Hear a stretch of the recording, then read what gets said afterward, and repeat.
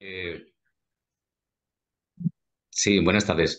Estamos celebrando la segunda sesión de los diálogos filosóficos de la Asociación Andaluza de Filosofía. La Asociación Andaluza de Filosofía, que me honro en presidir, cuenta entre sus propósitos proporcionar el ejercicio de la filosofía en sus diferentes modalidades. Para satisfacer este particular, organiza una serie de diálogos filosóficos online con objeto de dar a conocer la obra de diferentes pensadores y pensadoras contemporáneos por boca de ellos mismos. El objetivo, no obstante, es que estos autores y estas autoras se confronten con el público asistente y respondan, aclaren o refuten, en su caso, los comentarios que se le puedan hacer. Se trata, por tanto, de respetar las condiciones fundamentales de la comunicación y tener la disposición adecuada para atender a los receptores del discurso que tengan a bien considerar. La intención de la Asociación Andaluza de Filosofía es que estos diálogos se prolonguen en el tiempo con una frecuencia, una periodicidad de una sesión al mes. Algunos de los ponentes confirmados hasta la fecha son Albert Galvain, José Luis Moreno Pestaña, Javier Echeverría, Sebastián Game Millán, María Extensión Marcelino, Alejandro Arozamena o Ernesto Castro. Tras una primera sesión que se celebró el 12 de abril, el 1 de abril, ¿no? A cargo de José Antonio de la Rubia y su obra Fotocol, hoy tenemos la suerte de poder contar con el profesor titular de Filología Clásica de la Universidad de Murcia, Pedro Redondo Reyes, que nos presentará su libro Mínima Filológica hacia una fundamentación filosófica de la filología clásica, publicado por la Universidad de Murcia en el año 2022. Y ya en el mes de junio, el día 28, para más señas, tendrá lugar la presentación de la trilogía El beso de la finitud de Óscar Sánchez Vadillo. Eh, no se imaginan las dimensiones y la prestancia que alcanzó mi sonrisa al escuchar las palabras de aquella joven filóloga en potencia madrileña que había contratado mis servicios como profesor particular para intentar salvar el muro aparentemente infranqueable que había creado la asignatura de lógica en el progreso de sus estudios académicos. Era lunes y, como había sucedido en las dos sesiones anteriores, me temía que los ejercicios de lógica simbólica que el flamante filósofo Nobel, ese soy yo, claro, le había propuesto a mi discípula, dormía en el sueño de los justos, en una florida carpeta forrada de los años 80. Pero no fue así. Nada más comenzar mi clase me espetó: este fin de semana he comprobado que es muy útil saber algo de lógica, porque me ha ayudado enormemente a la hora de discutir con mi novio. Por lo dicho, por lo que se pudo entrever de lo que dijo, se entiende que mi alumna había ganado la confrontación dialéctica y que había llegado a pensar que eso de la lógica era una cosa muy seria, una buena herramienta conceptual para la vida cotidiana. Y el estudio del lenguaje, como bien se sabe, ha sido la clave del desarrollo de la filosofía occidental en el siglo XX. Y bueno, pues paso la palabra a Francisco Fernández, el vocal de la Asociación Andaluza de Filosofía por Jaén, para que presente adecuadamente, no como yo, a Pedro Redondo. Bueno, pues gracias por el paso de los trastos y solamente decir unas cuantas cosas acerca de Pedro Redondo, amigo por encima de cualquier otra cosa. Él es licenciado en filosofía y doctor en filología clásica, que es profesor, como ha dicho Rafael, en la Universidad de Murcia, profesor titular, aunque yo lo conocí escapando de una inspectora de educación porque al parecer daba muy mal las clases a los niños de primero de la ESO y por lo tanto sabe lo que es las enseñanzas medias.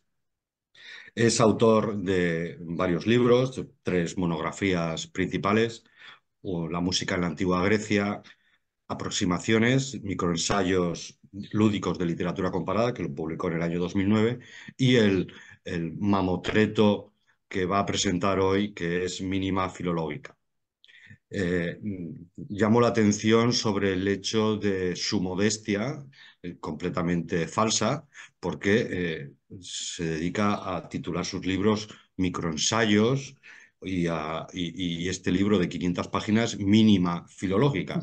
Así que nos explique esto en algún momento, a qué obedece tal impostura. Ha traducido a Ptolomeo, a Herodoto, junto a Adrados, y en la actualidad está detrás de una edición crítica de la Odisea para el CSIC junto con Mariano Valverde.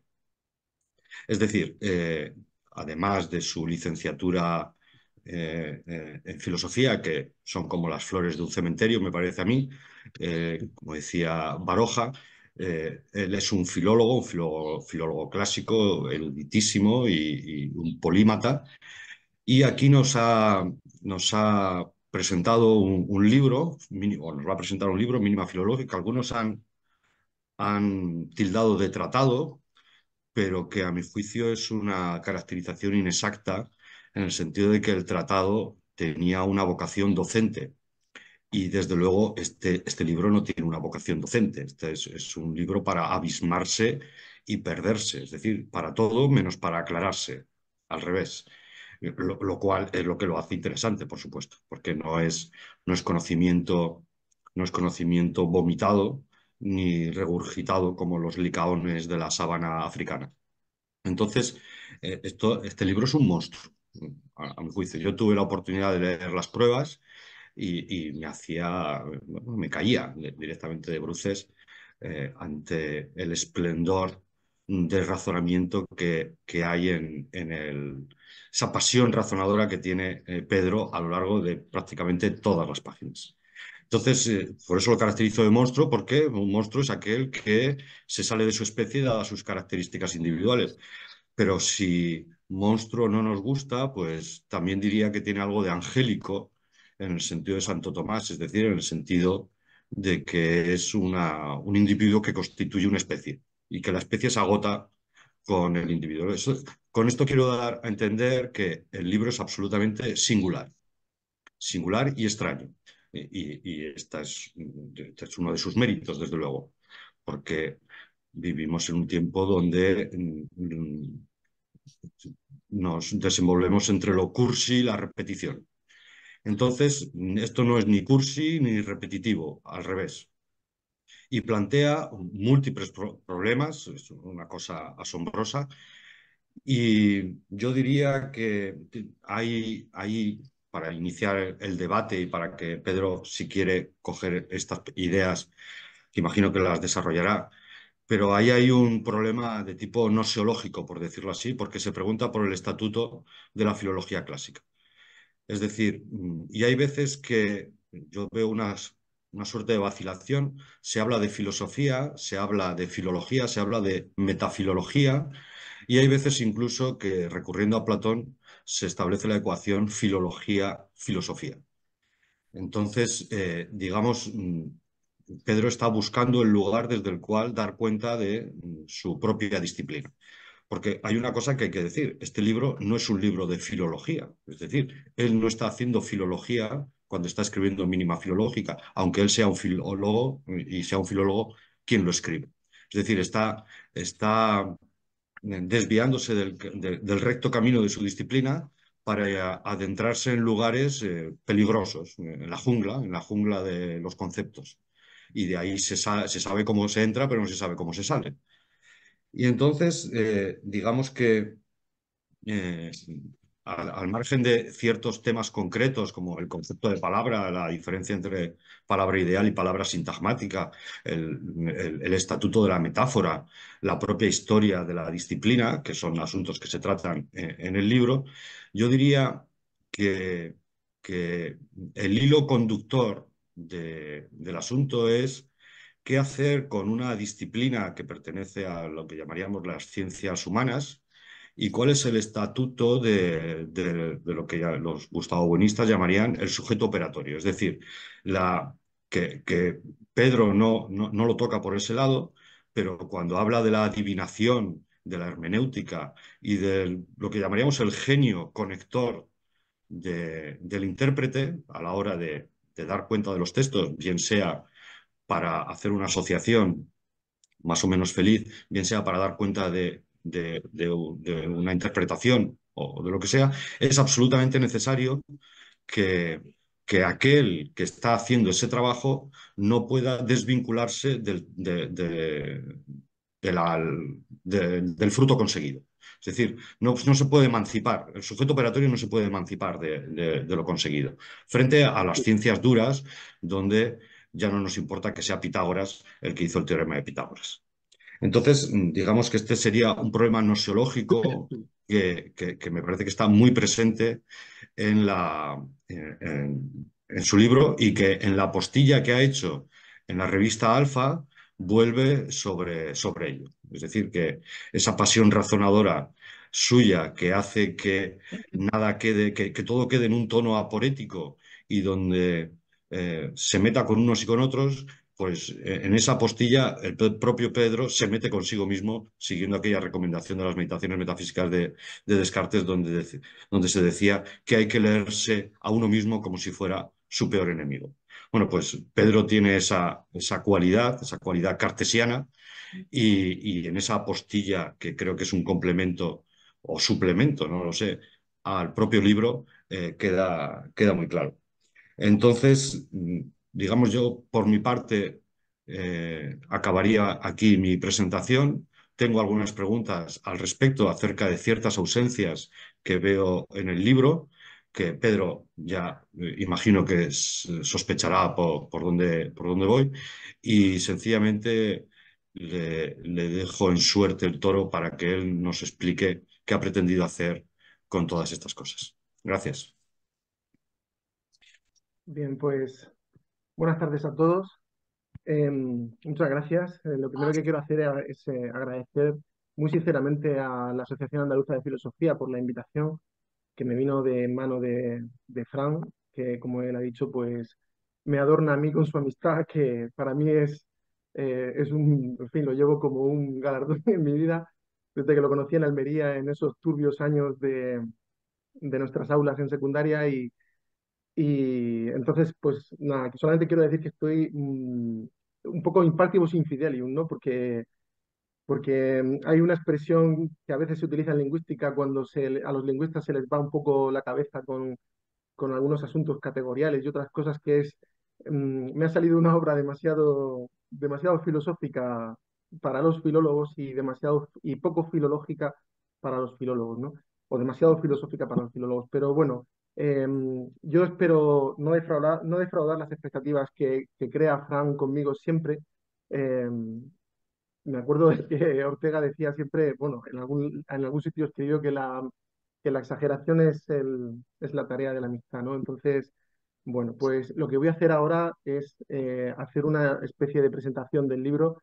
Em, Mi intención, como Fran ha dicho, no es alabar el libro ni nada de esto, sino más bien ponerlo en cuestión, porque he tenido la oportunidad también en la revista Alfa de hacer una pequeña apostilla. Intenté cargarme el libro porque me parecía que era lo mínimo que podía hacer yo con el libro, ¿no? Así que, bueno, el libro en principio como yo estoy de acuerdo con Fran, es un ensayo, no es un tratado. No sirve para dar clase, no sirve para entender qué es la filología clásica desde el punto de vista, digamos, operacional. No sirve para nada de esto. No tengo muy claro para lo que sirve, pero bueno, voy a intentar aclararme yo e intentar aclarar algunos puntos que me parecen interesantes al respecto, ¿no? Bueno, y antes de empezar, pues les doy las gracias por estar aquí esta tarde y dedicar su tiempo a esta charla. Bien, ¿qué es lo que buscaba con el libro? Pues lo que buscaba con el libro era, pues, a mi juicio, saldar un pequeño problema que tiene la disciplina.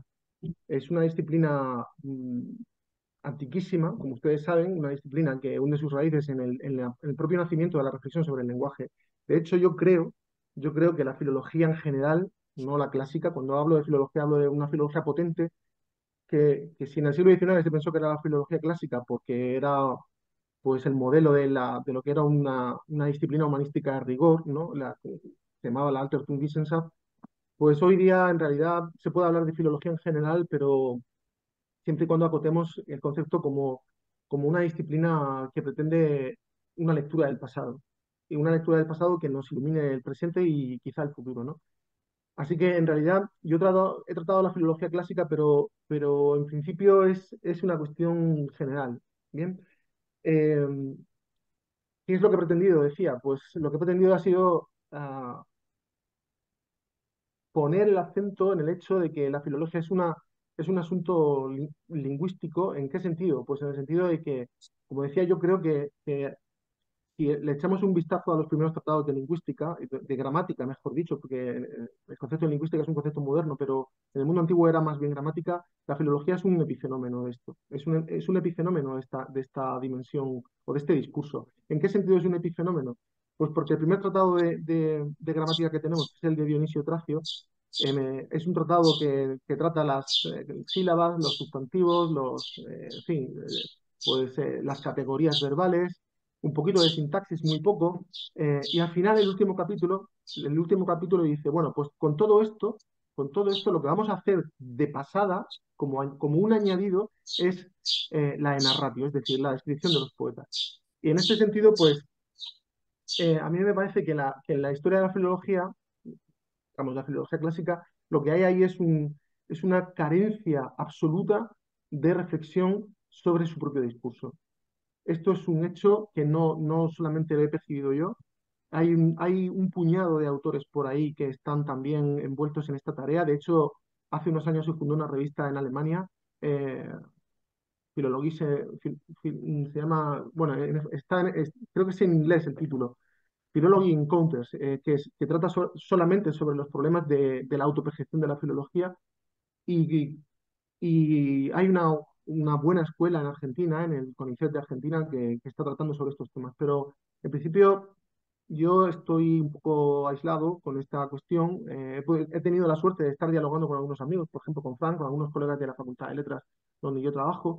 eh, y lo que yo he comprobado ha sido una absoluta carencia de, de- de reflexión sobre el método. Esto es una observación que ya viene de antiguo, porque yo recuerdo que el propio Nietzsche, en Nosotros los filólogos, Vía Filólogen, dice algo así como que, bueno, los filólogos no se ocupan de su propia disciplina, quizá por dos razones.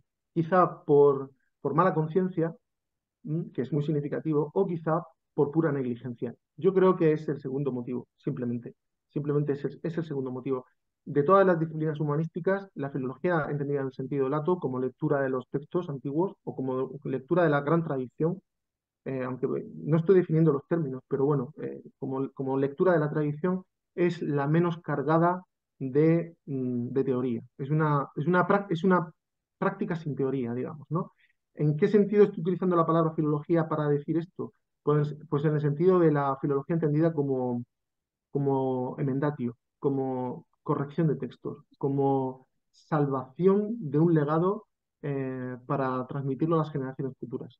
Entonces nosotros hoy, en el siglo en el que vivimos, en este tránsito desde un siglo marcado todavía en el 20 por las grandes tradiciones discursivas, escritas, normativas, nos estamos desenvolviendo ahora en una sociedad donde no hay prácticamente una referencia, un modelo que sea referencia en ningún sentido, ni ético, ni estético, ni de ningún tipo.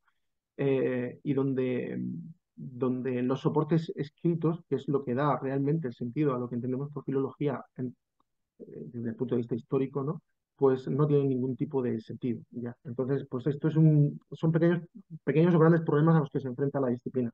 Bien, el libro no es una rara avis en el panorama, pero lo tildé en la introducción, tildé este ensayo de metafilología. No ingenuamente, porque cuando hablé de metafilología, lo que quise describir era un discurso de tercer orden. De tercer orden. ¿En qué sentido? Pues un discurso que es acerca del discurso sobre el lenguaje. Y por tanto, esto tiene un montón de problemas, como pueden suponer, pero hay otros conceptos que ruedan por ahí, como el de archifilología, eh, archivística. Derrida tiene un pequeño opúsculo sobre esto. Eh, Hay algunos filólogos a medio camino entre la filología y la filosofía, como Werner Hamacher, Gumbrecht, en Hispanoamérica está Raúl Antelo, que tienen cada uno su propio concepto sobre esto y cada uno le da un matiz diferente. Incluso Foucault tenía algo de esto también, ¿no? Bueno, ese es el concepto de archivo de Foucault, ¿no? Em, Así que lo que he pretendido, voy a delimitar lo que no he querido hacer. No he querido hacer historia de la filología clásica, porque en principio, no solamente porque las hay y las hay muy buenas, y que son libros de referencia y no tiene ningún sentido, sino porque una historia de la filología no da cuenta del problema, no da cuenta del problema. La historia de la filología da cuenta del objeto que en cada momento hubo, pero no da cuenta de la emergencia del objeto, de los contextos de emergencia y de por qué la filología entiende que ese es el objeto de estudio, que es lo que a mí me interesaba. Los objetos son distintos a lo largo de las épocas. Hoy, en las universidades, digamos en la academia en general, se practica una filología que es heredera de un modelo muy positivista, completamente positivista, donde lo que prima, y esto mis compañeros podrían o sea, dar fe de esto, donde lo único que se prima es pues la fidelidad al legado, sin que haya una buena idea de lo que es ser fiel al legado. Como si ser fiel al legado supusiera que pudiéramos traspasar hoy día eh, pues lo que dijo Horacio, lo que dijo Virgilio sobre la muerte a nuestros días, ¿vale? O sea, esto es una ingenuidad que corre por ahí, que se ve una y otra vez en boca de grandes personajes ilustres y muy letrados, en el sentido de que si fuésemos un poco como Virgilio, como Horacio, como Séneca, pues nos iría mejor. Pues es en fin, esto no merece ni siquiera que perdamos el tiempo con estas tonterías, ¿no? Porque no dejan de ser eh, topo y comunes, ¿no? Que no están ni siquiera bien pensados. Bueno, no solamente tengo que recordar que cuando el advenimiento del Tercer Reich, toda la academia alemana se puso de parte de Hitler, ¿vale? Toda la academia filológica alemana, excepto Bruno Snell, ¿vale? Bruno Snell fue el que dijo que Nanay de la China y una vez eliminados el aparataje judío, pues todos los grandes filólogos alemanes eran todos, pues eso, afectos a una maquinaria industrial de la muerte. O sea que lo que dijera Séneca o lo que dijera el final, el último verso de la Eneida, no nos interesa a nosotros para nada, absolutamente hoy día, a pesar de que las librerías están llenas de vive como un estoico y cosas de estas, ¿no? Entonces, eh, pues de estas, lo que yo entiendo como ingenuidades a la hora de entender qué son los clásicos, por qué deben interesarnos los clásicos, está conectado con esa identificación del objeto. Eh, Durante muchísimo tiempo el objeto de la filología clásica esto lo dice Gadamer y yo estoy de acuerdo con Gadamer que esto es así, fue un objeto normativo. ¿Por qué normativo? Pues porque la filología entendida como corrección de textos nace cuando hay una percepción en las bibliotecas alejandrinas de que los grandes clásicos se están perdiendo, se están erosionando físicamente. Fíjense cómo se ha pasado de una percepción absolutamente fisicalista y fenomenológica de lo que es el texto a una noción absolutamente líquida y abstracta hoy día de lo que podemos nosotros entender por texto. Es decir, a mí no me ha interesado a lo largo del tratado las vicisitudes políticas, las vicisitudes de la conexión de la academia con el poder político, las cuestiones morales que han podido afectar. Todo esto lo he dejado de lado porque me parece que es una cuestión posterior, ¿vale? Me parece que bueno, esto lo opino aunque no estoy muy seguro de ello, porque grandes cabezas pensantes como, no sé, el catedrático de Filología Latina de la Complutense dice que primero hay que hacer la ética y luego y luego la ontología. Y, y entonces, pues yo a veces no me aclaro con estas cosas, pero bueno, estoy aquí en un foro donde me pueden ilustrar en estos asuntos que yo no los tengo nada claros. A veces pues estoy aquí con Fran y lo agoto a preguntas que el pobre.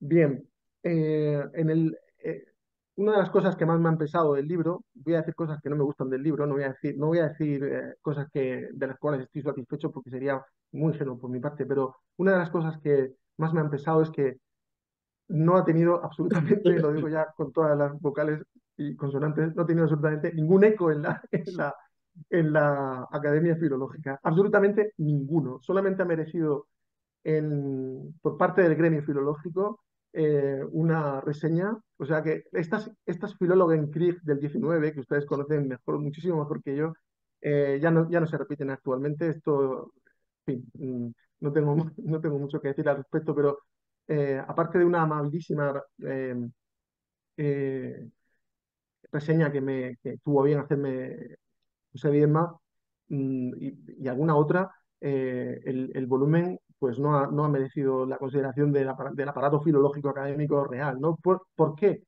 Pues porque no dice nada que a ellos les interese directamente, directamente. Ya me habría gustado a mí que hubiese habido una reacción en cadena decimonónica, ¿no? Pero estas cosas hoy día no se dan, ni tampoco lo hice para eso, ¿vale? Lo hice para dialogar, para dialogar. Pero bueno, estas cosas ocurren a veces y no hay por qué, tampoco no es la Gehenna ni el Armagedón ni nada de esto, ¿no?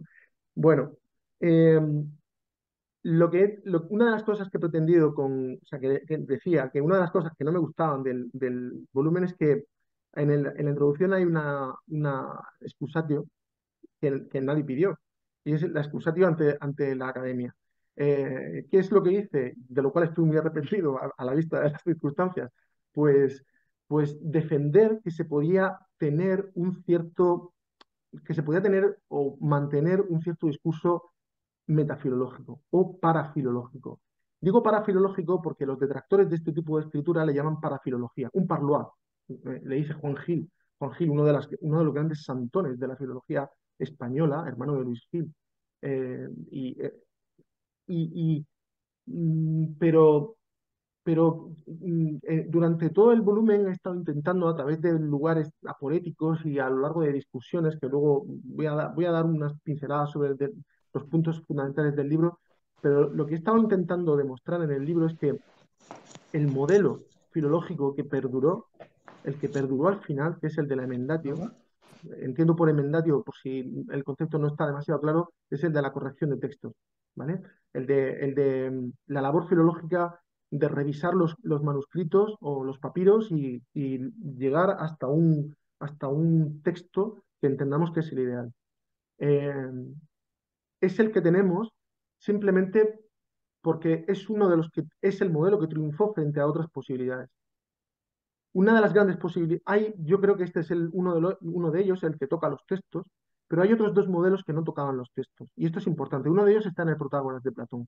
En el Protágoras de Platón, como ustedes saben, hacia el final del diálogo hay una discusión entre Sócrates y Protágoras, a cuento de un poema de Simónides, de Ceos. Y están hablando de si la virtud es enseñable o no, y entonces, pues, en el poema de Simónides lo recita Sócrates de memoria.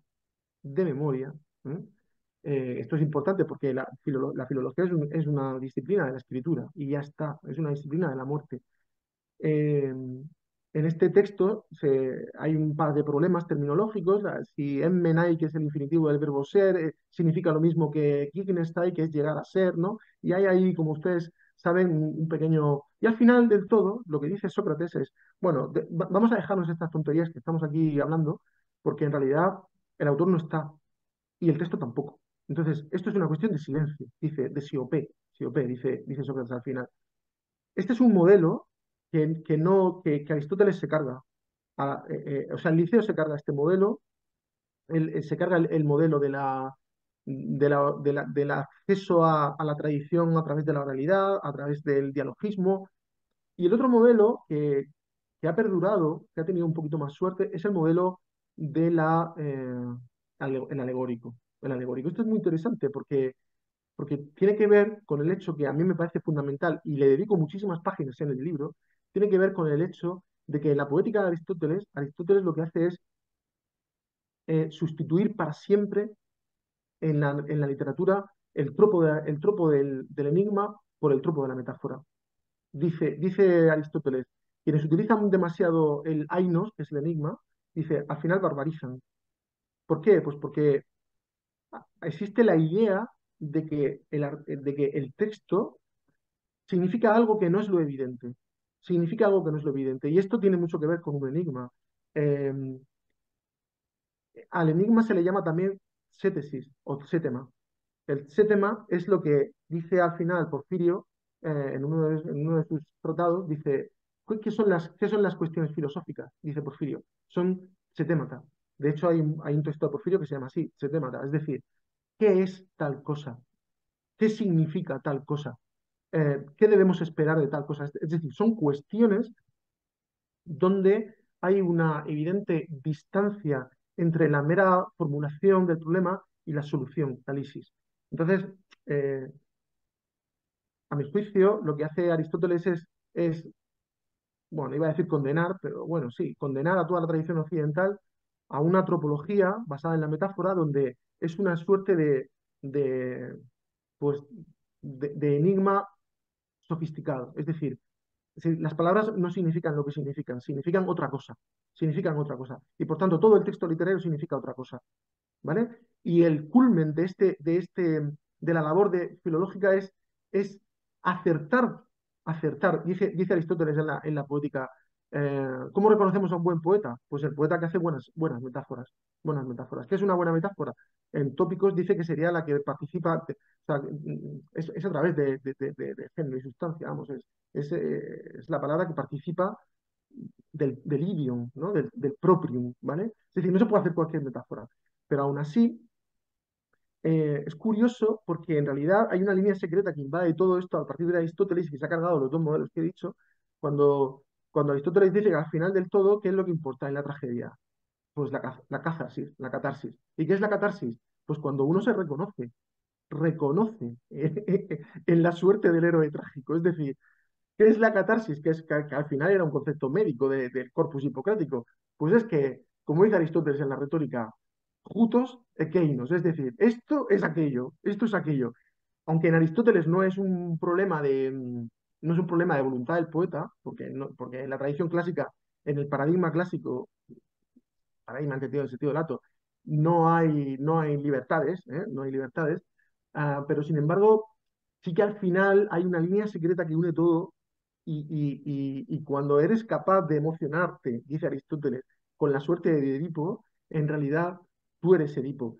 Y a esto le da a Aristóteles una palabra técnica increíble, increíble en la retórica, que es el verbo apodidonai, es decir, hay una transferencia, hay una transferencia. Digo esto aquí en este foro porque luego los del grupo MI de Francia, que es un grupo de retóricos, descubrieron el Mediterráneo con todas las transferencias, que por cierto Ortega también lo tenía en su tratado sobre el Quijote, ¿no? Eh, pero en fin, es que esto está por estudiar en Aristóteles, ¿no? Bueno, tengo aquí unas notas para no irme por ahí. Eh, voy a resumir, voy a ir muy rápido y muy brevemente. Miren, yo lo que creo es que la filología es un discurso, como he dicho, que es una práctica sin método. La he definido así. ¿Por qué? Porque no puede ser episteme.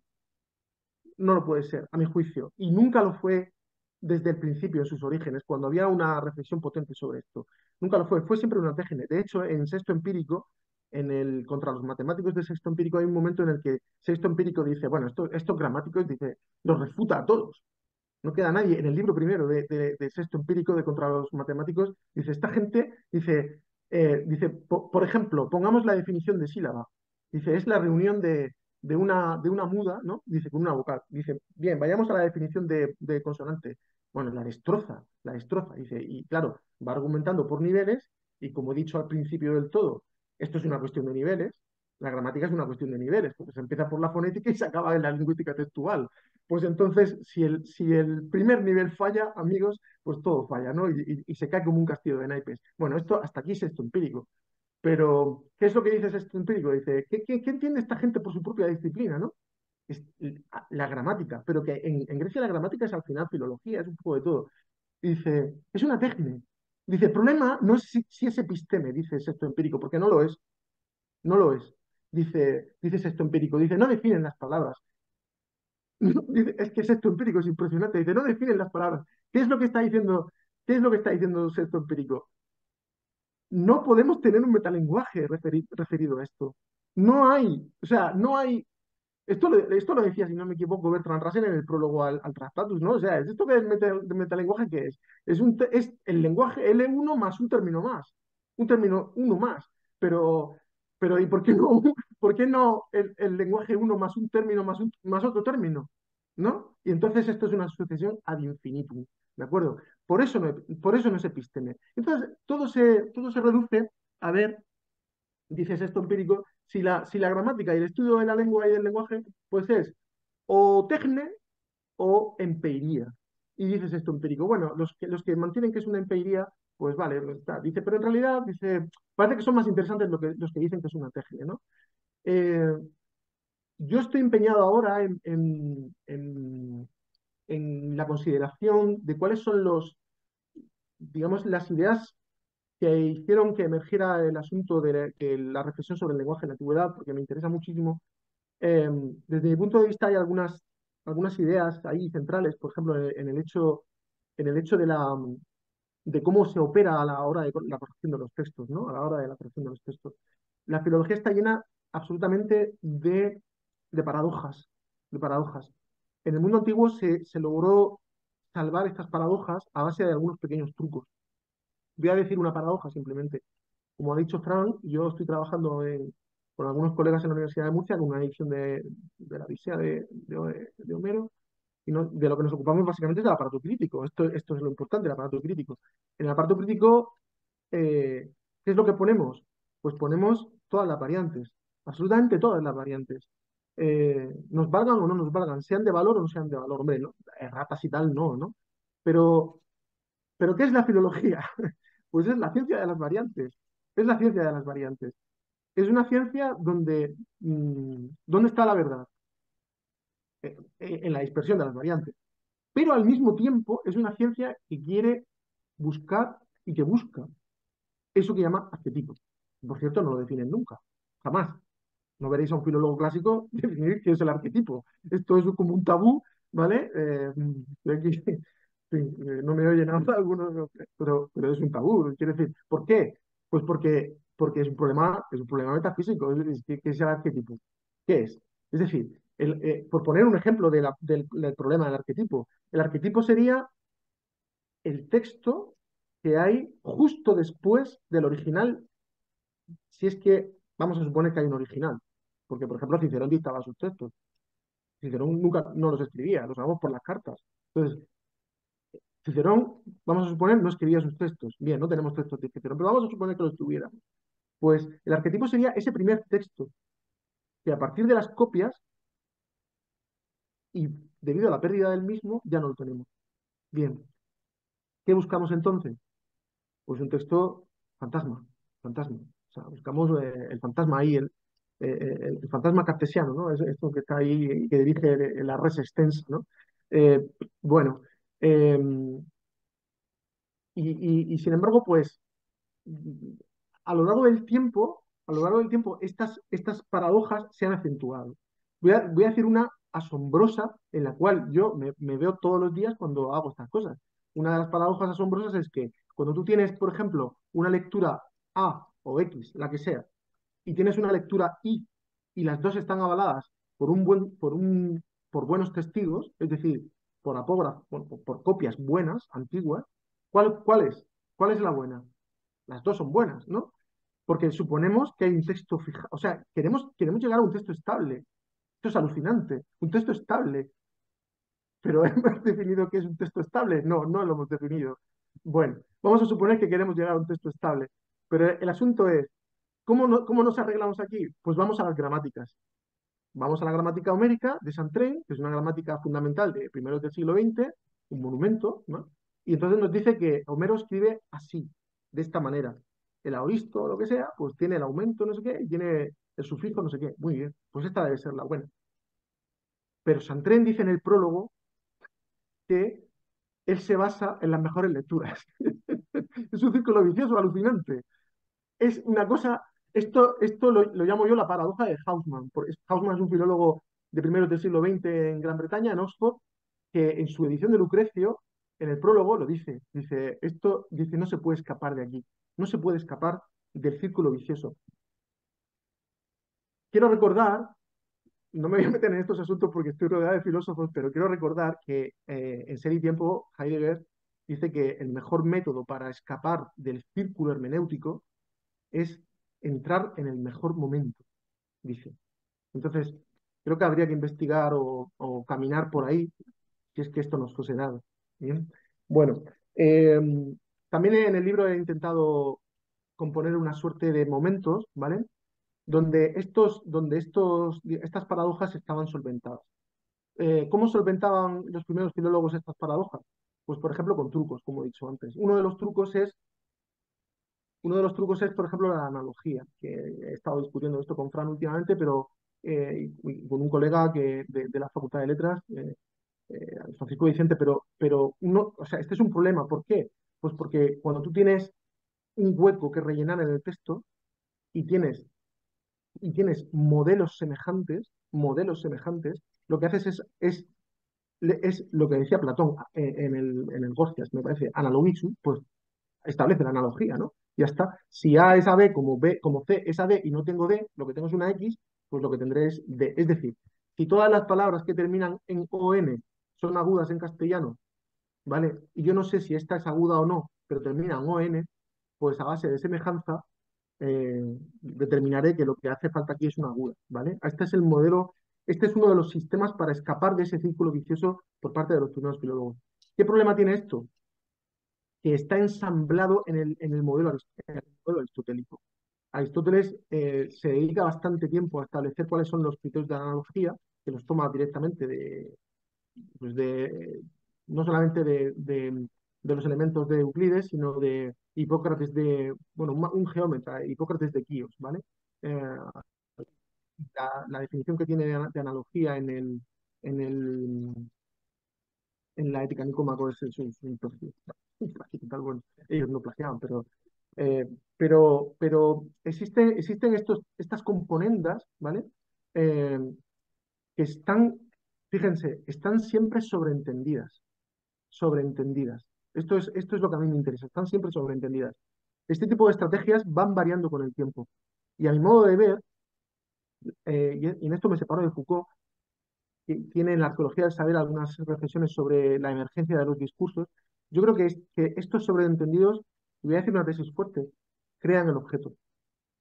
¿Bien? Crean el objeto. Esto no lo voy a desarrollar porque no tengo mucho tiempo, no quiero aburrirles con esto, pero bueno. Eh, lo que me interesa también, ya en otro orden de cosas, es estudiar cuáles son las perspectivas actuales de la filología clásica en concreto. Las filologías nacionales no me interesan porque están bien amparadas desde el siglo XIX con los nacionalismos, bueno, no tienen demasiada historia y ya está, ¿no? Pero la filología clásica tiene un problema, y ese problema es el canon. Eh, Nosotros corregimos los textos clásicos, ¿vale? En realidad, si se dan cuenta, si entran a una librería, ¿qué encuentran? A Homero, Aristóteles, Platón, Lucrecio, Virgilio.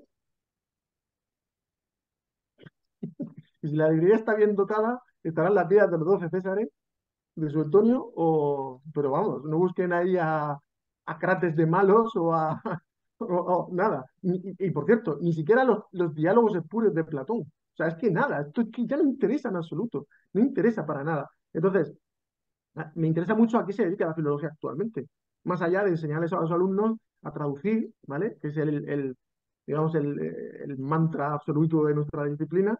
Pero ¿qué tiene que decir la filología a la sociedad actual? Una sociedad donde los mensajes duran lo que duran. Es decir, donde busca tú un mensaje, aunque fuese una anotación de un poeta importante de hace 4 años, es que no se pueden buscar. Es decir, en este sentido, decía que uno de los problemas es que los filólogos no definen lo que es un arquetipo. Y aquí está el motivo por el que no lo definen. ¿Por qué? Porque hoy ¿qué haríamos con una definición fuerte de arquetipo?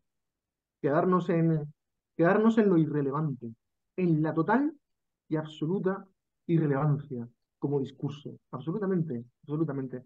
Entonces, ¿cuáles son digamos, las esferas de interés de los filólogos actualmente? Bueno, pues se da por supuesto que pues, el tema de la mujer, las filólogas olvidadas, todo, etcétera, ¿no? Eh, fíjense, no intentamos recuperar no intentamos recuperar textos interesantes que pudieran decir algo al mundo contemporáneo, ¿vale? Esto no está en el programa, absolutamente, ni lo va a estar, ¿vale? Eh, Mitocrítica, que consiste en la asunción de que el mundo contemporáneo está basado en mitos, ¿vale? Que es una asunción completamente acrítica y que merecería un rato aquí de charla porque me parece alucinante. Eh, o sea, basado en los mitos antiguos. Cuidado, cuidado, que esto es alucinante. En fin, estoy aquí largando contra mi propio gremio, que es el que me da de comer, pero es que me apena mucho que no tengan una actitud, digamos, beligerante. El otro día, por decir, digamos, acotar lo que entiendo por una actitud beligerante, quiero recordarles que, que este filósofo alemán, el del mundo no existe, ¿cómo se llama? El del, ¿cómo se llama, Frank? Este filósofo que es ahora la estrella en Alemania, ¿no? Es un chico Marcus Gabriel. Gabriel, Marco Gabriel. Gabriel. Marcus Gabriel, sí. Pues este chico, el otro día lo vi en un vídeo de YouTube, eh, que estaba en una fundación alemana hablando sobre inteligencia artificial, y pertenecía a la fundación, y entonces estaba la fundación alemana que había aunado los intereses de la inteligencia artificial con los de la filosofía, y lo interesante para mí era que estaba regada de dinero, con una financiación por parte del Estado brutal. Bien, los otros discursos humanísticos no pueden ni soñar con esto, ni soñar con estas cosas. Entonces, estamos condenados a la irrelevancia y uno de los motivos, a mi juicio, de esta irrelevancia es la no, la carencia de crítica respecto al método, la carencia de crítica respecto a lo que entendemos por un arquetipo, la carencia de crítica respecto a los modelos que hemos utilizado a lo largo de los siglos, porque no es igual un filólogo alejandrino que un humanista, que un filólogo alemán del 19, que lo que ahora se hace, que lo que ahora se hace. Es decir, nosotros tenemos dentro de unas semanas unas jornadas de filología sobre el futuro de la filología en la facultad y, y si les digo o sea, de lo que van a hablar los ponentes, que son ponentes muy reconocidos a nivel nacional, pues van a hablar sobre, pues, por ejemplo, les pongo un ejemplo de uno de ellos va a hablar del papel del mito en los videojuegos y en no sé qué. Es interesante, pero hay una cantidad absoluta de material acrítico, eh, como si eso fuese, es decir, la pregunta es, ¿estamos en eso ahora? Es decir, hay una evolución lógica desde el positivismo del 19 hasta estos nuevos postulados. Hay una ananque desde el principio hasta aquí, es decir, ¿por qué hemos llegado hasta aquí? ¿No? No estoy emitiendo un juicio de valor porque me parece muy interesante, al menos a mí, pero bueno. Voy a acabar con esta introducción, digamos, al libro. Voy a hablar un poquito del libro en sí, de lo que es el artefacto del libro, porque creo que es mejor que sepan cómo está organizado. El libro está organizado eh, intentando escapar siempre del historicismo. Este es uno de los motores principales, escapando del historicismo. Hice mías las palabras, bueno, de Friedrich Schlegel, que tiene un volumen no traducido al castellano, está en la edición alemana, sobre filosofía de la filología clásica, que yo creo que es el que inicia realmente una reflexión interesante sobre la disciplina de los estudios clásicos. Evitando el historicismo, lo que hice fue hacer un volumen, lo que he hecho ha sido un volumen que tiene como tres tipos de discurso. Hay unos capítulos que son tesis fuertes, que es el significado para los filólogos, que es la metáfora para los filólogos, que es la etimología, eh, por qué la filología está imbuida absolutamente de historia, es decir, la historia nos ha fagocitado a la filología, desde el 19 en adelante, nos ha fagocitado. Esto es culpa de Wilamowitz, el gran filólogo que se las vio con Nietzsche, cuando en un requerimiento que le hizo el Kaiser para reformar las escuelas alemanas, le dijo que hiciera un programa de estudios y, y entonces ahí es donde nace, este es el certificado de nacimiento del Altertumswissenschaft. Y en ese certificado de nacimiento eh, apenas hay sitio para la enmendación de textos y lo que sí hay es muchísimo sitio para la historia. Para la historia. Esto es un movimiento que viene desde Wolff, con la implantación de la disciplina en las universidades alemanas.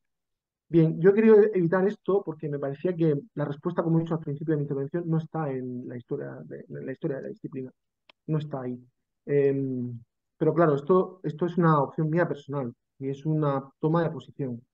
Em, el problema de esto, a mi juicio, es que lleva a al problema de el punto de vista del, de la- del que habla, en mi caso, ¿no? En mi caso. ¿Cuál es el punto de vista? ¿Es un punto de vista trascendental? ¿Es un punto de vista que es capaz de haber escapado del sentido físico de la filología y de la metafilología? Bueno, yo creo que no. Y de eso me encargué de denunciarlo en la nota de la revista Alfa. Desgraciadamente para mí me di cuenta al final, cuando ya el libro estaba en prensa, me di cuenta de que no había escapado de eso. Pero también me di cuenta, me consuela saber que tampoco habría podido solucionar el problema, ¿vale? No lo habría logrado. Entonces, porque es imposible. Porque es absolutamente imposible. Les voy a poner un ejemplo. Werner Hamacher, que es un pensador alemán que se ha dedicado a estos temas, ya murió hace unos años, muy poquitos años. Eh, tiene una definición de filología, entendida la filología en el sentido general, como un discurso de segundo nivel, que es un pliegue sobre el lenguaje. Es decir, es cuando el lenguaje se pliega sobre sí mismo y además cuando el lenguaje se detiene. En esos silencios en el que el lenguaje se detiene es cuando habla la filología. Bueno, estas cosas son así un poquito, a mi juicio, yo me he criado en una tradición filológica fuerte. Mi maestro era un filólogo que estudió en Alemania y estas cosas a mí siempre me han dado un poco de repelús, pero es una opción interesante, es una opción interesante. Y bien, estos capítulos con tesis fuertes, en el prólogo lo que yo digo es que no deben ser entendidos como axiomas, porque a mi juicio las humanidades, las disciplinas humanísticas no se pueden axiomatizar. Pero intenté que fungieran como núcleos pregnantes que a mi juicio han estado a lo largo de toda la historia de la disciplina, mutando a lo largo de toda la historia de la disciplina. En este sentido también me separo de Foucault, porque Foucault dice que en realidad no puede haber un sujeto trascendental en el nacimiento y decurso de los discursos, pero al mismo tiempo eh, digamos, los discursos son, ¿cómo le llaman los cuánticos esto? Pues asaltos, ¿no? Asaltos. Eh, bueno, yo no estoy totalmente de acuerdo con esto y por eso establecí la tesis fuerte. El libro tiene una tesis fuerte no explícita y es la idea de que la etimología atraviesa toda la disciplina, que la metáfora atraviesa toda la disciplina y que los elementos, la historicidad o la historiografía atraviesa la disciplina hasta nuestros días, hasta nuestros días. De hecho, ¿qué es hablar de mitocrítica hoy día, sino desde un punto de vista histórico? Quiero decir, es la historia de los fenómenos, ¿no? Al final, no es otra cosa. Eh, y al final, pues hay una suerte de intento de definición no logrado a mi juicio de lo que es la filología. Bien, estas son las tesis fuertes. Luego, el libro está conformado por escolios. Esto es un guiño a la tradición antigua, pero bueno, al final es más bien la constatación de que las tesis fuertes yo tampoco estaba demasiado de acuerdo con ellas. Pero bueno, algo tienes que decir, ¿no? Supongo que al final todo se reduce a lo banal, que es decir algo, supongo, ¿no? Pero bromas aparte, los escolios problematizan los capítulos. Y al final están las notas, que las notas, eh, me preocupé de las notas simplemente por la Academia Filológica, pero también porque era el sitio para problematizar los escolios. Y, y bueno, podríamos haber seguido ad infinitum y ad nauseam, pero ahí me detuve. Em, bien, acabo simplemente diciendo que la, que la nota que me permitieron escribir en la revista Alfa, eh, ajusté cuentas con el texto, ajusté cuentas con el texto. Me parece que es un texto que falla en la diana, pero había que disparar, de algún modo, había que disparar. Y, y de algún modo, eh, de lo que doy cuenta es de la imposibilidad. Bueno, esto ya lo dijo Dilthey, tampoco es una cosa que vayamos aquí a descubrir nada, pero sobre la imposibilidad de tener un sujeto trascendental en las ciencias humanísticas. Y esto es un problema. Es un problema porque lo mancha todo. Mancha la posibilidad de definición, contamina cualquier discurso sobre el discurso y al final pues, pues se queda todo envuelto en la pura paradoja. Así que bueno, pues no les aburro más. Y con esto acabo mi presentación del libro. Ha sido una antipresentación, de hecho, pero vivimos en una época de antihéroes también. De modo que de hecho, luego he leído algunas cosas que se han escrito al respecto sobre estas cosas. Y he de decir que mi discurso es un discurso alternativo a lo que hoy se dice, más o menos, porque digamos que la bibliografía actual sobre el problema es una bibliografía que depende mucho de Foucault y de Derrida, que a mí no estaba yo muy por la labor. De hecho, Derrida aparece muy poco en el libro y Foucault prácticamente no aparece, pero en la bibliografía actual el problema actualmente es el intento de superación de una filología positivista y de la conciencia de que nosotros podemos acceder a los textos. Y luego el otro problema, en el caso de que accediéramos, ¿qué hacemos con esos textos? Porque no nos engañemos, el problema es que hoy vivimos en una época donde el canon, pues, pues digamos, no hay canon. Nada más que hay que ir por la calle y preguntarle a un chaval joven, es decir, a un estudiante de humanidades. A Kafka y a Dante, a Proust pues a estos les quedan cuatro telediarios y, y ya está. Entonces, el problema del canon es que ya no vivimos en una época normativa respecto a las belles lettres del 19, ¿no? Y esto es un problema que la filología tiene delante y que a mi juicio no ve. Así que bueno, pues muchas gracias y estoy aquí abierto a cualquier sugerencia y, y que me quieran decir. Muchas gracias a todos. Bueno, pues muchas gracias a ti por esta clase magistral o anticlase. Y yo escuchándote me he acordado de aquello que decía Leibniz en los ensayos de Teodicea, cuando decía que Dios quiere que persigamos a veces cosas que no quiere que consigamos. Entonces, me da la impresión de que la forma que tienes de hablar del libro es nada, el dictamen de la Teodicea leibniziana.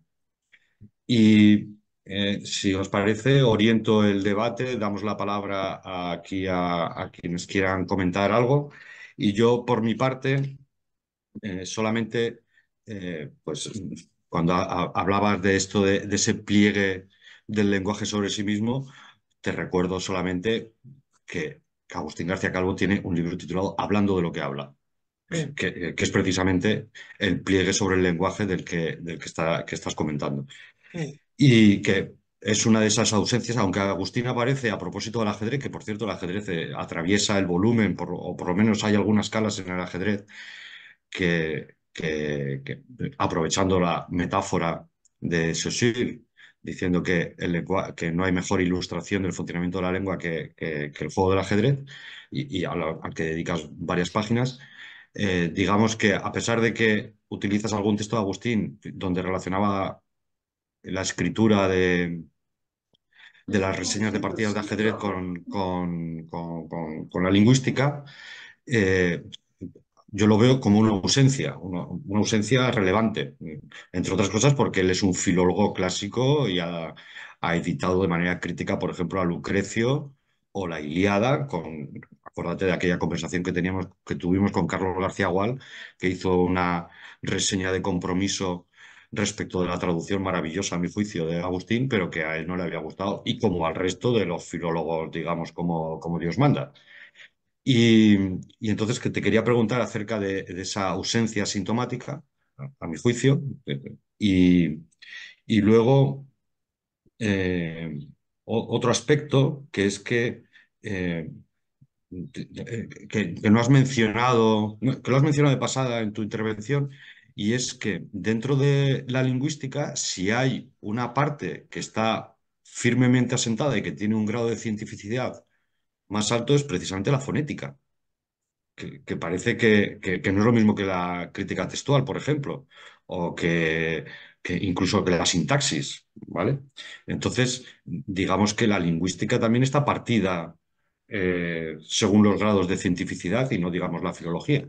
Así que pues, yo empezaría por ahí.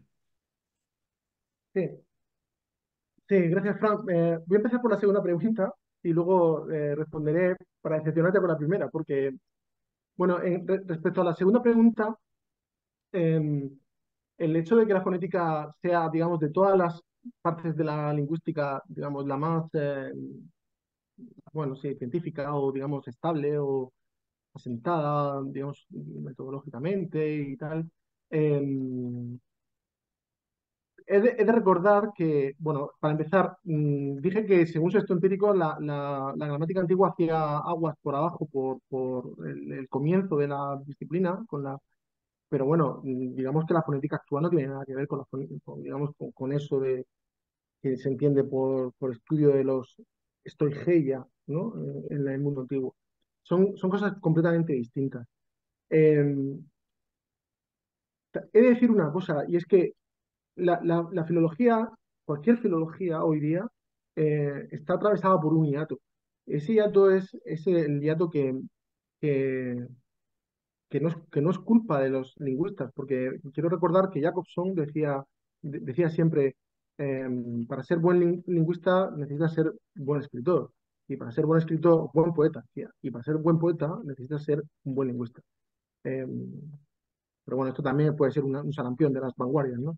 Eh, pero el asunto, el hiato del que hablo es el hiato de que, en realidad, el aspecto normativo, el aspecto de las bellas letras, el aspecto del canon, el aspecto de lo que se entiende por un texto bello, el aspecto ético, el aspecto académico y, por tanto, político que tiene la filología, que la tuvo, por ejemplo, voy a hacer un inciso, a Menéndez Pidal le han hecho en cara siempre, siempre que, que hacía una especie de, pues, a que estaba a medio camino entre los estudios literarios y los estudios lingüísticos y que en realidad nunca estuvo en ninguno de los dos, ¿no? Pero ese hiato lo que hace es que todos estos ámbitos que he mencionado, para los lingüistas referidos al mundo antiguo, a las lenguas clásicas, son irrelevantes, completamente irrelevantes. Hasta tal punto que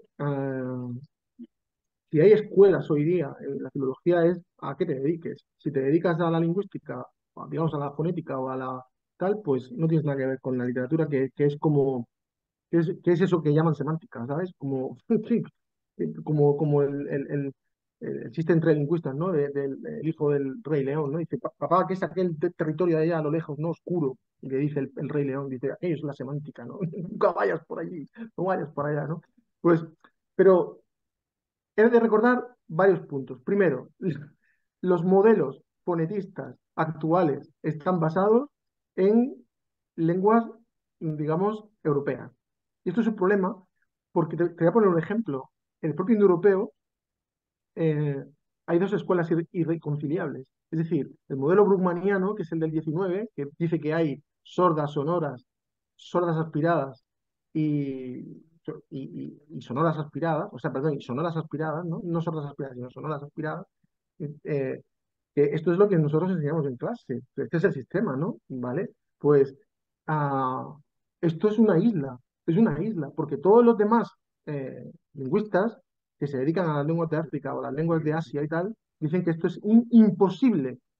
Es imposible que una lengua tenga ese inventario, que una protolengua tenga ese inventario, porque no es tipológicamente aceptable, ¿vale? Entonces, hoy día los modelos que hablaban de oposiciones, por ejemplo, ya no son tan rígidos como antes. Es decir, el fonema, es- el fonema no es, el fonema es más bien una donde hay, digamos, variaciones contextuales que no están en la idealidad del fonema, ¿vale? Entonces, estoy contigo de acuerdo en el sentido de que de toda la lingüística, la parte referida, bueno, y por qué no la sintaxis, ¿no? La sintaxis también es para los norteamericanos la sintaxis es, digamos, lo más racional que hay, ¿no? Es absolutamente racional. No así aquí, pero si nos cogiera una, pues una persona que fuese un generativista, nos diría, no, no, el problema no está, o sea, pero la verdadera ciencia está en la sintaxis, ¿no? Pero aún así tiene fallas, tiene fallas.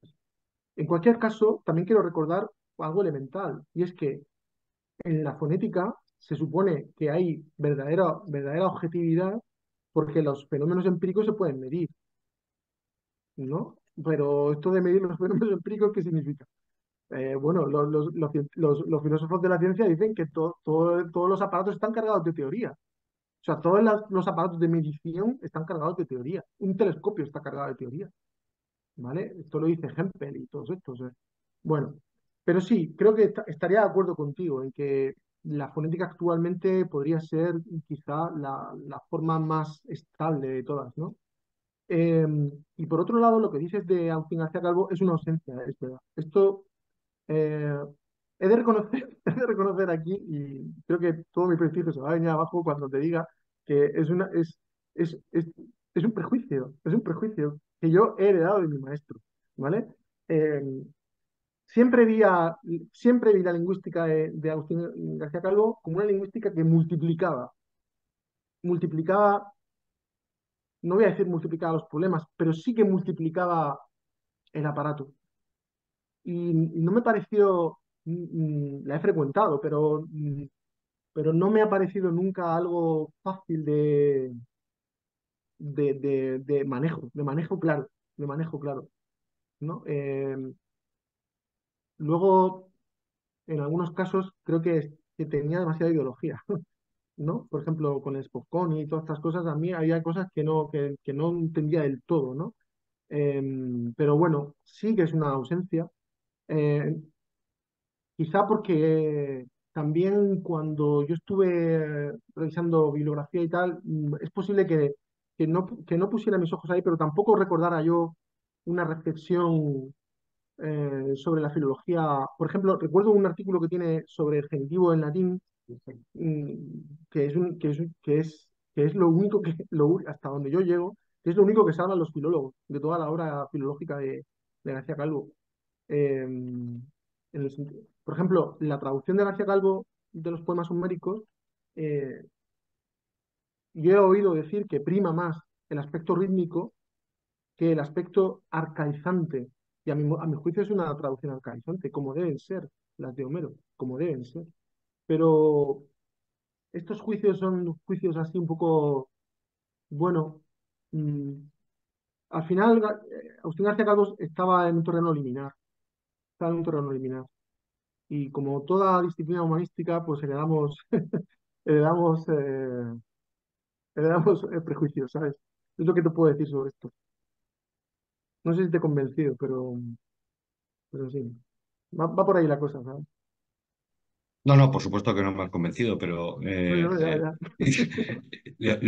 se me ha quedado una pregunta y es la de que estas dudas que tienes al respecto contrastan muchísimo con esta utilización, digamos, desvergonzada de los textos antiguos para propósitos, yo qué sé, de reivindicación de ciertos asuntos. Estoy pensando por ejemplo, Safo o cosas de este estilo, y esta reivindicación, por ejemplo, o mitos o de los sofistas, como que tenían un talante democrático y que una nueva sofística sería más contemporáneamente manejable en nuestros tiempos y cosas de este tipo. Si tú mismo tienes tantas dudas acerca de lo que podemos leer y hasta qué punto lo podemos leer de una manera apodíctica, pues, pues esto cortocircuita cualquier aproximación si no se hace con mil prevenciones al respecto. Y yo esas prevenciones no las veo por ningún sitio. Y esto era No, lo que te quería decir. sí, respondo brevemente, pero tienes razón. Es decir, hoy día hay un uso del legado clásico absolutamente espúreo, a mi juicio. ¿Por qué? Pues porque se adjudican significados que están lejos de ser, digamos, justificados. No se justifican esos significados. Eh, la filología, digamos, normativa tenía mucho cuidado, muchísimo cuidado a la hora de justificar los significados de las obras.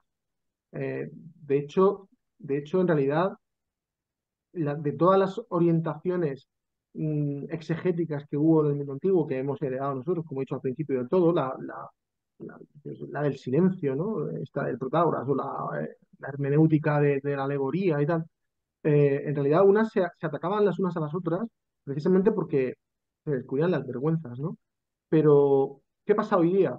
Pues pasa que estamos envueltos en otra de las aporías. Es una paradoja. ¿Por qué? Pues porque al mundo académico le interesa la proliferación de los textos clásicos. Les interesa por motivos crematísticos, para empezar. Segundo, les interesa porque es el único modo de estar ahí. Y en el ahí es el deítico más extenso de todos, estar ahí, ¿vale? ¿Por qué más? Pues porque mientras se hable de nosotros, mucho mejor, ¿vale? Y ya nos encargaremos nosotros de decir cuál es el significado correcto, ¿vale? O sea, yo tengo compañeros de departamento que no pueden con Irene Vallejo. Alucinante, alucinante. La autora que más ha hecho por el descubrimiento del mundo clásico a la sociedad actual. Y no la pueden, o sea, piensan que es peste esto, o sea, que esto debería estar, pues, colgada de los lugares o algo así, y azotada, azotada pública, en el foro público, ¿no? Bueno, pues, pero, ¿cuál es la contradicción? Pues que necesitamos que los textos estén por ahí funcionando, donde se lea a Marco Aurelio de ese modo, ¿no? Pero, ¿por qué? Primero, porque hay una especie de prejuicio. El prejuicio que hay es el de la universalidad de los textos clásicos. Es decir, los textos clásicos son soportes de universales antropológicos. En este sentido, me acuerdo de un artículo que todo el mundo conocerá, que es el de Shakespeare va a la selva, Shakespeare en la selva, ¿no? Este artículo de una investigadora anglosajona que llevaba a Hamlet a la selva africana, y se lo leyó al jefe de la tribu y diciendo, bueno, esto ya verás, dice, se van a quedar alucinados cuando les lea Hamlet, ¿no? Porque Hamlet es el universal por excelencia, ¿no? Que es Shakespeare, sino, o sea, vamos a ver, todo puede ser cancelado excepto Shakespeare, ¿no? Bien, pues el jefe de la tribu le dijo a esta, es un artículo alucinante de relatividad cultural, pero un artículo en donde esta estudiosa anglosajona recibe una lección absoluta de hermenéutica. Es decir, ¿cómo es posible que no se case la viuda del rey y tal? Le dice, hombre, porque tiene que guardar el luto. Dice esto, vosotros no lo organizáis bien, le dice el rey de la tribu. Dice, una viuda debe casarse pronto, dice, porque tiene que adquirir nuevos campos de cereal. Dice que es absurdo que no se case, ¿no? De nuevo, que mantenga un luto. Dice, ¿esto por qué? Esto es absurdo desde cualquier punto de vista, ¿no? Nosotros tenemos la paradoja de que necesitamos textos en la sociedad que estén libres de cualquier. Esto se llama, actualmente creo que se llama presentismo, ¿no? El presentismo es una lectura absolutamente libre, abso- una libertad absoluta en cuanto a la lectura, libertad absoluta. Pero al mismo tiempo, eh, quienes dan esos textos a la sociedad los dan desde una erudición que es ya aberrante, ¿vale? Es una hipertrofia, ¿no? La hipertrofia de la erudición, ¿no? De modo que hay un uso espúreo, pero bueno, esto es un juicio de un filólogo, ¿vale? Podría ser, no tiene por qué ser espurio, ni mucho menos. ¿Quién es el dueño de SNK? ¿Quién es el dueño de SNK? ¿Quién es el dueño de Epicteto, que ahora está en las librerías? ¿Nosotros?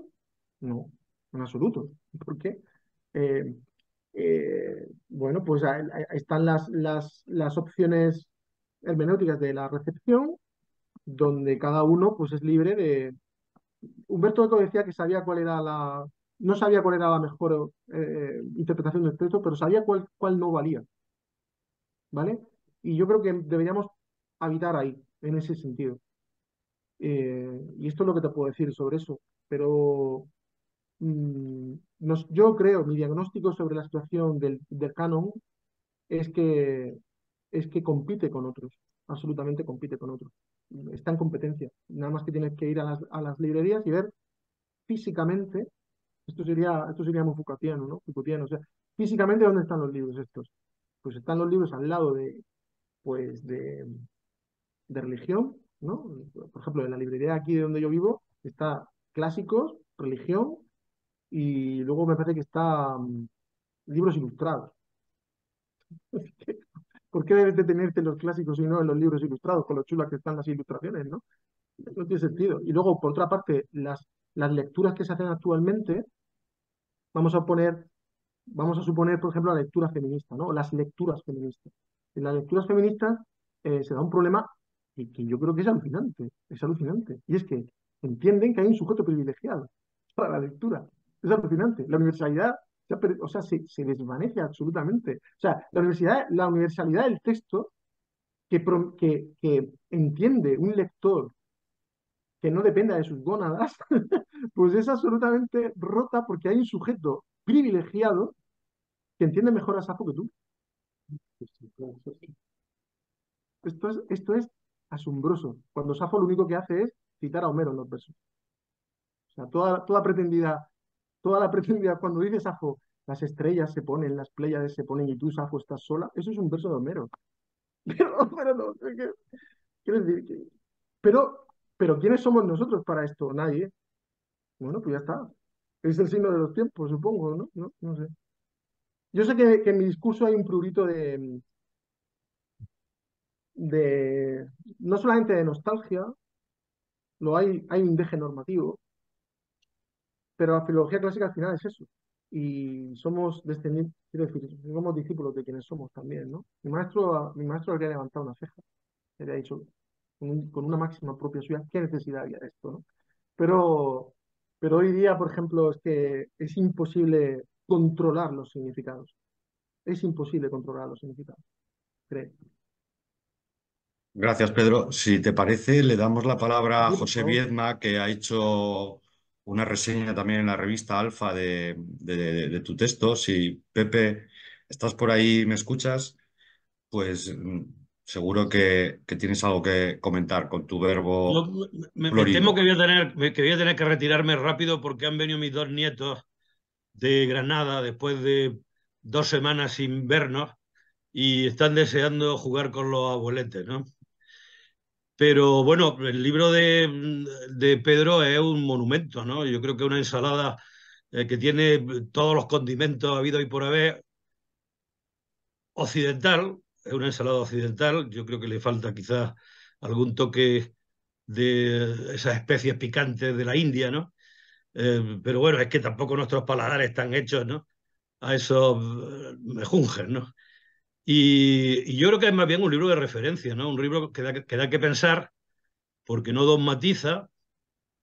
Yo soy de los que piensa que tampoco Platón dogmatizaba. Y al hilo de lo que he estado oyendo, yo estoy ahora muy interesado por la pragmática, es decir, por esa disciplina de la semiología o de la semiótica, ¿no? Que estudia las relaciones de los textos y de las oralidades con su usuario. Y yo le preguntaría a Pedro Redondo qué relación encuentra él entre la filología clásica y la pragmática, o qué puede aportar hoy la pragmática a la filología y la filología a la pragmática, que yo creo que es una disciplina que está ahora mismo en su aurora, ¿no? En sus albores, después de los trabajos de Peirce, en fin, de Davison y de todo esto, de Grieg, ¿no? Y de todos estos eh, interesados, ¿no? Porque la palabra rinda sobre todo en su uso, ¿no? Rinde sobre todo en su uso y en su abuso, ¿no? Sí, Pero vamos, la obra me parece impresionante y de hecho la tengo ahí muy a mano porque pienso recurrir a ella más de una vez cuando yo además soy un poco cómplice tuyo, Pedro, porque yo soy un filósofo que procedo de la filología, ¿no? En mi itinerario de la mente hacia Dios o hacia la verdad o hacia los dioses, pues me fui orientando hacia la filosofía del lenguaje desde el campo de la filosofía hispánica, ¿no? Y en este sentido me gusta, ¿no? Esa selva, ¿no? En la que a veces, bueno, empiezas con Parménides, ¿no? O sea, empiezas sí, prácticamente en los primeros capítulos remite a la ontología parmenídea, ¿no? Es decir, ahí hay, sin duda, hay mucha filosofía para ser tratado el libro como un libro de filología, ¿no? Pero también hay mucha filología, y esto también es interesante, ¿no? Y bueno, la interdisciplinaridad siempre, como el mestizaje, siempre es fértil, ¿no? Eficaz y creativa, ¿no? Entonces me parece una obra muy relevante. Eh, Sin duda, si fueras catalán, pues saldría en la vanguardia, ¿no?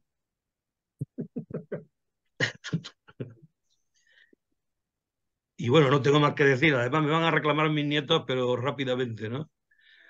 Bueno, te contesto rápidamente.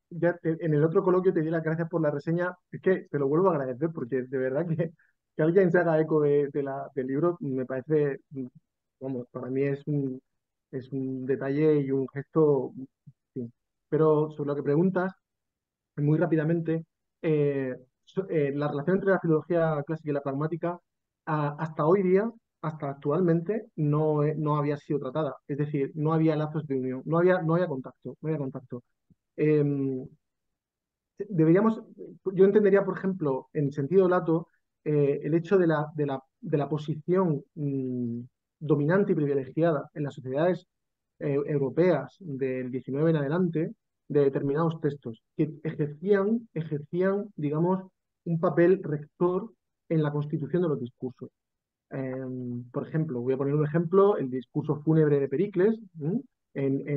Para los caídos de la Primera Guerra Mundial. Cuando al hijo de Vilamovich lo matan en la Primera Guerra Mundial, se recurre a este tipo de discursos, que es un discurso, bueno, que tiene una orientación ideológica hacia la sociedad y que da sentido. Es decir, da sentido a un duelo, da sentido, pero yo lo orientaría de la siguiente manera. Hasta mediados del 20, hasta mediados del 20 la filología clásica y el resto de las filologías también no incorporó textos que no eran normativos. Me explico. Ahora tú puedes ser filólogo clásico y no haber leído a Homero en tu vida. ¿Por qué? Porque te dedicas a la papirología o te dedicas a la epigrafía. Y la papirología, pues son papiros que son cartas anónimas o fragmentitos o no sé qué, como los que se están desarrollando ahora en Herculano. ¿Vale? Y en este sentido, eh, sí que se están estudiando ahora las interacciones entre el emisor, el receptor, el horizonte de discurso, perdón, el horizonte de expectativas de los receptores, cuáles son digamos, las estrategias discursivas, las dinámicas del emisor respecto a estas cosas, pero eso siempre se ha estudiado digamos, en estas regiones liminares de textos que no son normativos. ¿Por qué? Es verdad que ahora mismo se están estudiando, por ejemplo, el modo en el que las mujeres hablan en la tragedia, ¿no? Que hay, yo tengo una compañera que se dedica a esto, el modo en el que Homero, en el que los héroes se hablan entre ellos. Esto es una retórica menor, pues, perdón, una pragmática minor, diríamos, ¿no? En mínima filológica, yo mencioné que, a mi juicio, una de las características que definían la metáfora respecto al lenguaje literal o al discurso recto, si es que hay discurso recto, si es que lo hay, vamos a suponer que lo haya. Porque Nietzsche decía que no, que todo era un asunto de calambre nervioso o algo así, dice, ¿no? Que esto es un calambre que va del ojo a no sé dónde y tal. Ahí en las. Bueno, entonces, eh, se me ha ido la cabeza, lo que quería decir es que se están estudiando estas consideraciones, pero son menores. Lo que yo decía es que en la mínima filológica lo que yo hice fue separar el discurso metafórico del discurso, digamos, recto, ¿no? Del literalis, ¿vale? Del sermo literalis. ¿Por qué? Porque el sermo literalis está sujeto a verificación, pero el discurso literario no lo está. No se puede hacer, no se puede no se puede, incluso aunque estuvieran hablando de la realidad. Por eso Mínima Filológica tiene un capítulo dedicado a la teoría de la ficción, porque en la teoría de la ficción se da cuenta de cuáles son los conceptos que ayudan a la formación de la idea de ficcionalidad, que en el mundo antiguo es tardía, y por tanto, en el asunto de las estrategias, por ejemplo, entre el emisor y el receptor, es decir, eh, pues las convenciones de Greimas, ¿no? Todas estas, todos estos modelos teóricos eh, debemos entender que están insertos en textos estéticos, en textos literarios.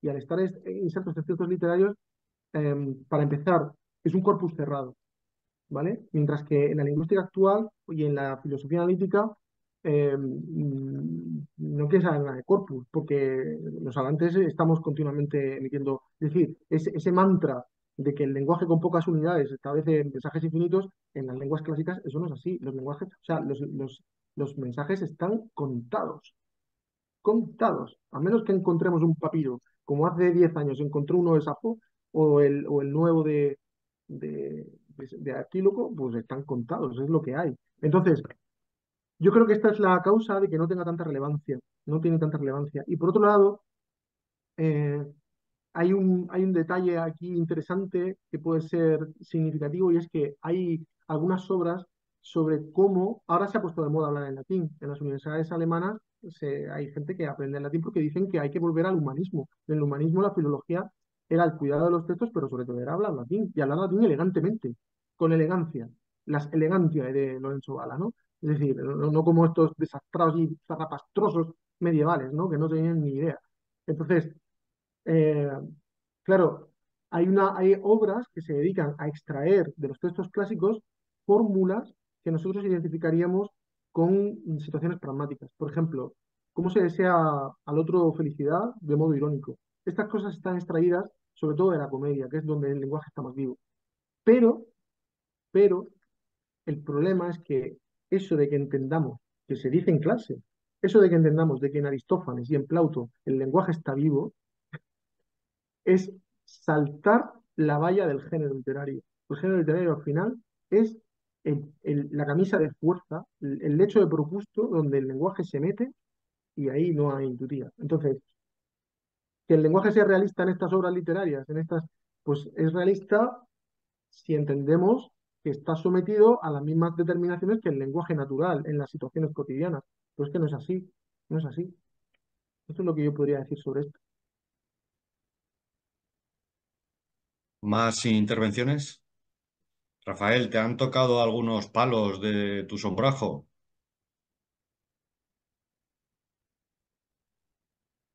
Bueno, yo a Pedro le hago una pregunta debido a mis aficiones literarias. Eh, ¿Qué me recomiendas para hacer una buena comedia utilizando a los clásicos? Para hacer una buena comedia, utilizando los clásicos? Sí. Es una buena pregunta. Es una buena pregunta porque voy a hacer una apreciación y luego contesto. Cuando uno va a Mérida o al Teatro Clásico de Mérida o al Teatro de Ejido de no sé qué, y ponen ahí a Aristófanes o a Plauto y tal, eh, son adaptaciones. El otro día leí del director de una comedia de aquí de Ejido decir que teníamos que hacer inteligible al al espectador contemporáneo Aristófanes y decía y Eurípides, ¿no? Porque había muchos dioses en escena, ¿vale? En el teatro clásico no puede haber más de tres interlocutores en escena, no puede haber más de tres.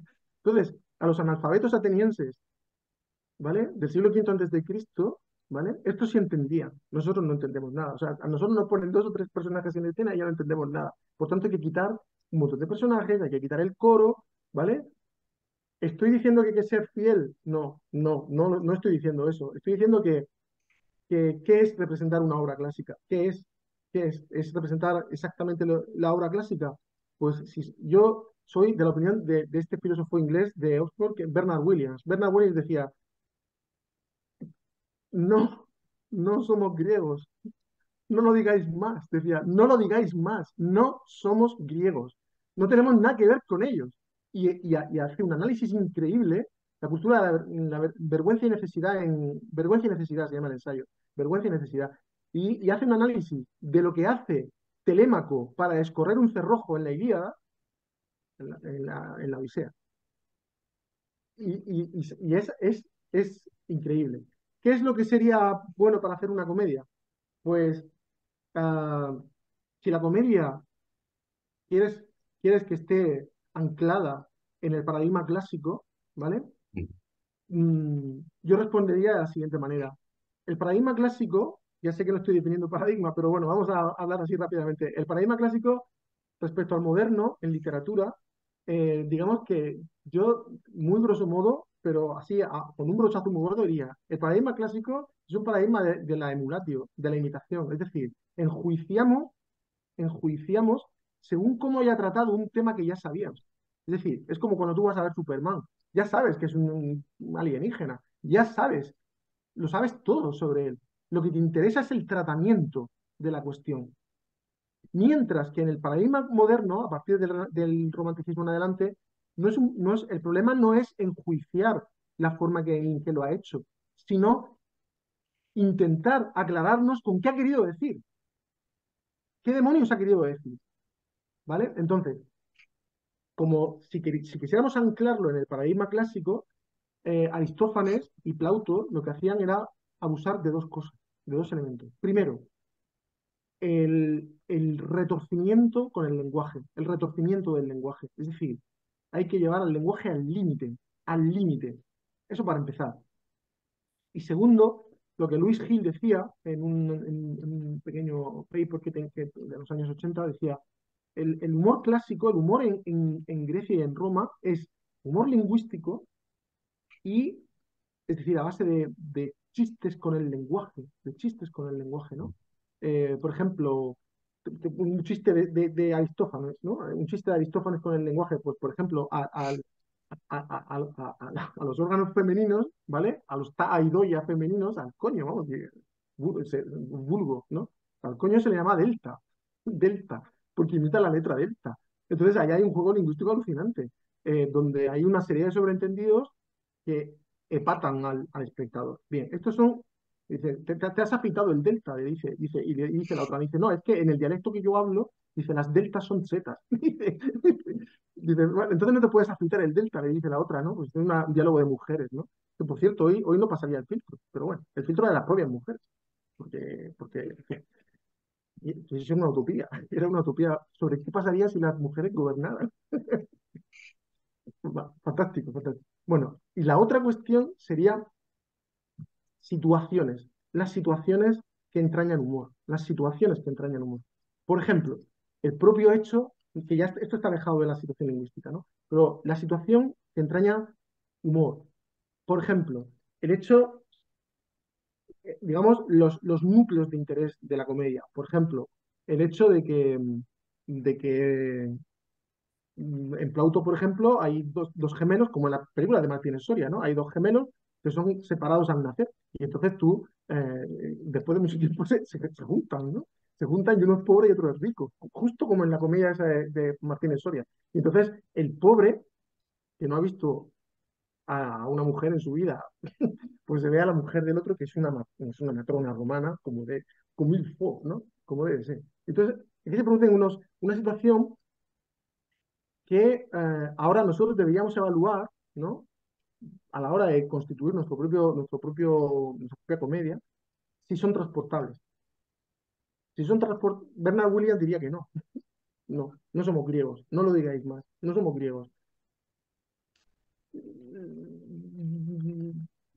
Nos reímos con estas cosas, nos reímos cuando al comienzo de Caballeros de Aristófanes hay uno que va al puesto en el mercado y le dice, quiero zanahorias, ¿vale? Tenemos que tener en cuenta que si nosotros decimos hoy, estoy metiéndome aquí en un jardín, pero bueno, sí, en fin, voy a continuar porque esto está en Aristófanes. En la Universidad de Londres han periclitado a Aristóteles, ¿vale? O sea que en clásicas en Londres no se da Aristóteles, pero bueno, nosotros todavía tenemos libertad y parresía. Pero, quiero decir, por ejemplo, una situación que yo diría que hoy nos haría risa. Por ejemplo, al comienzo de Caballeros hay uno que va al mercado y le dice, tenemos que tener en cuenta que si nosotros decimos conejo al órgano sexual femenino, ellos le decían, o sea, nosotros le decimos conejo, ¿no? Ellos le decían otro animal, no me acuerdo qué animal, eso es otro animal. Entonces el tipo le dice, ¿tienes zanahorias? ¿Tienes zanahorias para el conejo? Y el otro y entonces el otro capta un lenguaje dos que es un lenguaje recto en el hablante A, ¿no? Es decir, este tipo de situaciones grotescas, chuscas, pero cargadas de culturalidad. Es decir, no olvidemos que Aristóteles dice en la poética que la comedia nace con estos que llevaban los palos de madera colgando alrededor del altar de Dioniso. De modo que esto no, es más serio de lo que parece. Pero yo diría, en resumidas cuentas, que dos serían los factores. Primero, el retorcimiento del lenguaje, que hoy día sigue presente, sigue presente. Y dos, la situación, una situación. Una situación que, que es difícil de, de hallar, ¿no? Supongo. Muy bien, muchas gracias, Pedro. Voy a abrir la puerta porque han llamado. ¿Alguna intervención más? ¿Alguien le gustaría comentarle algo a Pedro? Estoy mirando si hay alguna nota.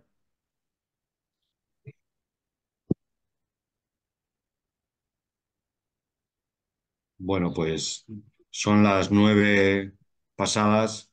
Si te parece, Rafael, podríamos dar por concluida la sesión y agradecer a Bien, Pedro eso es, la... muchas gracias a todos los asistentes y a Pedro Ha sido un por... placer.